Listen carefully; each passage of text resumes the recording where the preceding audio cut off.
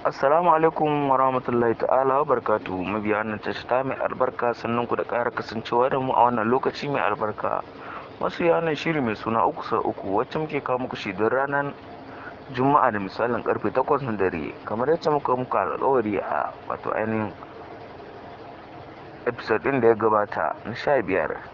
Muku alƙawarin za mu fara kawo muku Alino a kashi na 15, sai dai kuma kashi ban fara kawo muku wato shi jarumi Ali Nuhu ba, kasancewar dai kun san dai wato ainihin Ali Nuhu yana ƙara ƙayatar da shiri idan ya fito a shiri, yana gyara shirin.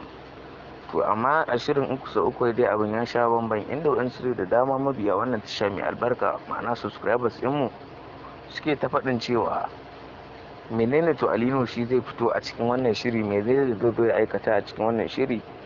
To kada mu kai ku dai ga nisa, ku danna mana alamar subscribing, sannan ku danna mana ƙararrawar sanarwa. In Allah da a wannan kashi na 16 za mu sako muku Ali Nuhu, saboda muna wani ɗan gyare-gyare ne. Allah da zai zo shi ya ƙayatar da wannan shiri mai suna 3x3, kamar yadda ci gaba da ƙayatar da wasu shirye-shiryen.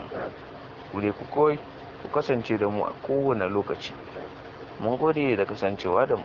3x3 3x3 naku ne. Ku danna alamar subscribing, sannan ku danna mana ƙararrawar sanarwa, ya ci da ku ne ka samu ɗumbin shirye-shiryenmu da zarar mun ɗaura.